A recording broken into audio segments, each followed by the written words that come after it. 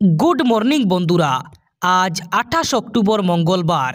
আজকের সকালের বরাক তথা সমগ্র আসামের গুরুত্বপূর্ণ খবরগুলি হলো: অসমে এখনই হচ্ছে না এসআইআর অথবা ভোটার তালিকার বিশেষ নিবিড় সংশোধন। একবার যদি নাগরিকত্ব প্রমাণ হয়েছে তাহলে আর দ্বিতীয়বার নাগরিকত্ব প্রয়োজন নেই। অসমের জন্য পৃথকভাবে নাগরিকত্ব প্রমাণের ব্যবস্থা করা হবে।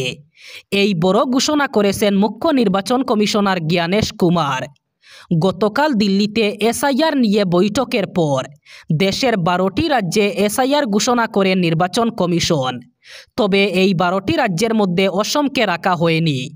নির্বাচন কমিশন জানিয়েছে, অসমে ইতিমধ্যেই এনআরসির পুনর্নবীকরণের প্রক্রিয়া নিয়ে চিন্তাভাবনা চলছে। যদি অসমে এনআরসির পুনর্নবীকরণ হয় তাহলে আর অসমে আলাদাভাবে এসআইআরের কোনো প্রয়োজন নেই।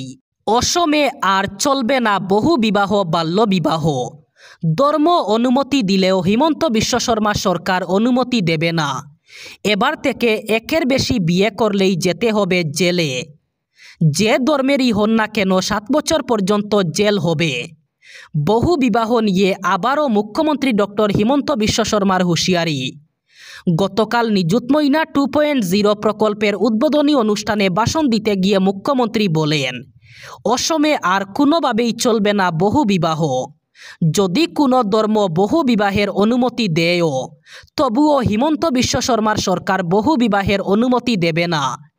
একজনের বেশি বিয়ে করলেই যেতে হবে জেলে, তাও আবার 7 বছর পর্যন্ত জেল হবে। আনুষ্ঠানিকভাবে সূচনা হলো নিযুত ময়না 2.0 প্রকল্প। গতকাল সরুসজাই স্টেডিয়ামে মুখ্যমন্ত্রী ডক্টর হিমন্ত বিশ্ব শর্মা এই প্রকল্পের উদ্বোধন করেন। এই প্রকল্পটি রাজ্যের উচ্চ মাধ্যমিক, স্নাতক এবং স্নাতকোত্তর স্তরের ছাত্রছাত্রীদের জন্য উপকারী হবে। বাল্যবিবাহ রোধ এবং মেয়েদের শিক্ষার প্রচারের লক্ষ্যে সরকার এই উচ্চবিলাসী প্রকল্প চালু করেছে।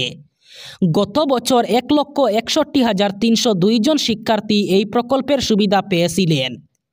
এই বছর 3,50,265 জন শিক্ষার্থী উপকৃত হবেন। অনুষ্ঠানে উপস্থিত শিক্ষার্থীদের মধ্যে চেক বিতরণ করেন মুখ্যমন্ত্রী।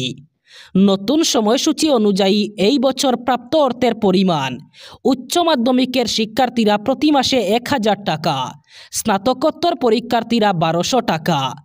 দিল্লির বিজ্ঞান ভবনে সাংবাদিক বৈঠক করে এসআইআর অথবা ভোটার তালিকার নিবিড় সংশোধনী ঘোষণা করল নির্বাচন কমিশন। এসআইআর ঘোষণা করলেন মুখ্য নির্বাচন কমিশনার জ্ঞানেশ কুমার। আজ অর্থাৎ 28 অক্টোবর 2025 থেকে পশ্চিমবঙ্গ সহ 12টি রাজ্যে একসঙ্গে এসআইআর শুরু হতে চলেছে। পশ্চিমবঙ্গ, তামিলনাড়ু, উত্তরপ্রদেশ, রাজস্থান, ছত্তিশগড়, গোয়া, গুজরাট, কেরল, লাক্ষাদ্বীপ, মধ্যপ্রদেশ, পুদুচেরি, আন্দামান নিকোবরে শুরু হচ্ছে এসআইআর। বুথ লেভেল অফিসাররা বাড়ি বাড়ি ফর্ম নিয়ে যাবেন বলে কমিশন সূত্রে খবর। প্রথমেই দিল্লি থেকে এনুমারেশন ফর্মের সফট কপি নির্বাচনী নিবন্ধন আধিকারিকদের পোর্টালে পাঠিয়ে দেবে কমিশন। তারপরে সেগুলি পাঠানো হবে ছাপার জন্য। একজন ভোটারের জন্য 2টি করে এনুমারেশন ফর্ম ছাপবে কমিশন। এদিকে নির্বাচন কমিশনের তরফে জানানো হয়েছে, 2003 সালের সূচিতে যাদের নাম রয়েছে তাদের কোনো কাগজপত্র দিতে হবে না।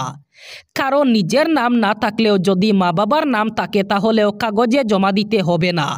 সেক্ষেত্রে কমিশনের ওয়েবসাইটে গিয়ে এই ভোটাররা শুধুমাত্র ফর্ম ফিল আপ করে দিলেই হবে। চাকরি প্রার্থীদের জন্য আবারও সুখবর। নর্থ ইস্টার্ন রেলওয়ে অর্থাৎ উত্তর পূর্ব রেলে অ্যাপ্রেন্টিস পদে নিয়োগে আবেদন চলছে। যোগ্যরা আবেদন করতে পারবেন অনলাইনে। নর্থ ইস্টার্ন রেলওয়ের অফিসিয়াল ওয়েবসাইট ner.indianrailways.gov.in এর মাধ্যমে আবেদন করা যাবে। এই নিয়োগের মাধ্যমে 1000-এরও বেশি শূন্য পদ পূরণ করা হবে। আবেদনের শেষ তারিখ 15 নভেম্বর। ইতিমধ্যেই আবেদন প্রক্রিয়া শুরু হয়ে গেছে। আবেদনকারীদের শিক্ষাগত যোগ্যতা এবং বয়স, যারা আবেদন করবেন তাদের দ্বাদশ শ্রেণী, নিদেন পক্ষে 10ম শ্রেণী উত্তীর্ণ হতে হবে ন্যূনতম 50% নম্বর পেয়ে। আবেদনকারীদের বয়স 15 থেকে 24 বছরের মধ্যে হতে হবে 16 অক্টোবর 2025 অনুযায়ী। 15 বছরের কম বয়স হলে কিংবা 24 বছরের বেশি বয়স হলে আবেদন করা যাবে না। বিস্তারিত তথ্য রেলওয়ের অফিসিয়াল ওয়েবসাইটে পাওয়া যাবে। অর্থনৈতিকভাবে জরুরি মুহূর্তে মানুষের হাতে টাকার যোগান দেওয়ার সুযোগে এবার আরও বাড়াতে চলেছে রিজার্ভ ব্যাঙ্ক অফ ইন্ডিয়া। এতদিন শুধুমাত্র সোনার গহনা বন্ধক রেখে ঋণ পাওয়া যেত, এবার সেই তালিকায় যুক্ত হচ্ছে রূপো। অর্থাৎ আগামী 2026 সালের 1 এপ্রিল থেকে রূপো বন্ধক রেখেও ঋণ নেওয়া যাবে। ব্যাংক, কোঅপারেটিভ ব্যাংক এবং নন ব্যাংকিং ফিনান্সিয়াল ইনস্টিটিউটের মাধ্যমে এই সুবিধা পাওয়া যাবে। আরবিআই জানিয়েছে সোনা ও রূপার গহনার বিনিময়ে স্বল্পমেয়াদী ঋণ মিলবে, তবে রূপো অথবা সোনার বার অর্থাৎ বুলিয়ান ফর্মে থাকা ধাতু এই নিয়মের আওতায় আসবে না। অর্থাৎ শুধুমাত্র অলংকার অথবা কয়েনের ক্ষেত্রেই এই সুবিধা প্রযোজ্য হবে। আরবিআইয়ের এই পদক্ষেপে মধ্যবিত্ত ও নিম্ন মধ্যবিত্ত শ্রেণীর মানুষের জন্য ঋণ পাওয়া অনেক সহজ হয়ে যাবে বলে মনে করছেন অর্থনৈতিক বিশেষজ্ঞরা। কারণ সবার পক্ষে সোনার অলংকার সংগ্রহ করা সম্ভব নয়, কিন্তু রূপোর গহনা অনেকের কাছেই রয়েছে। 2024-25 শিক্ষাবর্ষে দেশের প্রায় 8,000 বিদ্যালয়ে একজনও শিক্ষার্থী ভর্তি হয়নি। সরকারি তথ্য অনুযায়ী এই তালিকার শীর্ষে রয়েছে পশ্চিমবঙ্গ, এরপরেই আছে তেলেঙ্গানা। পড়ুয়া না থাকলেও এই বিদ্যালয়গুলিতে মোট 20,817 জন শিক্ষক কর্মরত।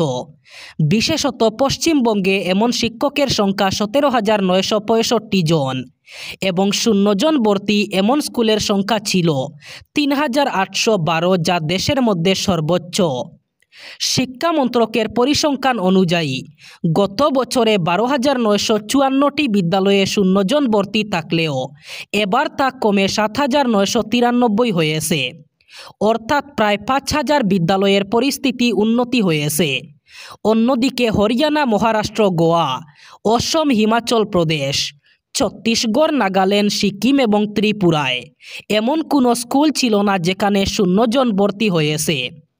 এক আধিকারিক জানান, বিদ্যালয় শিক্ষা রাজ্য সরকারের বিষয়। রাজ্যগুলিকে 0 জন ভর্তির সমস্যা সমাধানের পরামর্শ দেওয়া হয়েছে। এবার বরাক উপত্যকার 3 জেলার আজকের আবহাওয়ার খবর। আজ 28 অক্টোবর মঙ্গলবার বরাক উপত্যকার 3 জেলায় গরমের সম্ভাবনা। আজ শিলচর, কাছাড়ে সর্বোচ্চ তাপমাত্রা থাকবে 33 ডিগ্রি সেলসিয়াস এবং সর্বনিম্ন তাপমাত্রা থাকবে 24 ডিগ্রি সেলসিয়াস। শ্রীভূমি, করিমগঞ্জে আজ সর্বোচ্চ তাপমাত্রা থাকবে 33 ডিগ্রি সেলসিয়াস এবং সর্বনিম্ন তাপমাত্রা থাকবে 24 ডিগ্রি সেলসিয়াস। একইভাবে হাইলাকান্দি জেলায়ও আজ সর্বোচ্চ তাপমাত্রা থাকবে 33 ডিগ্রি সেলসিয়াস এবং সর্বনিম্ন তাপমাত্রা থাকবে 24 ডিগ্রি সেলসিয়াস। আজ বরাক উপত্যকার 3 জেলায় গরমের সম্ভাবনা। এই ছিল আজকের সকালের গুরুত্বপূর্ণ খবরগুলি। ভিডিওটি অবশ্যই লাইক করবেন এবং চ্যানেলটি সাবস্ক্রাইব করবেন।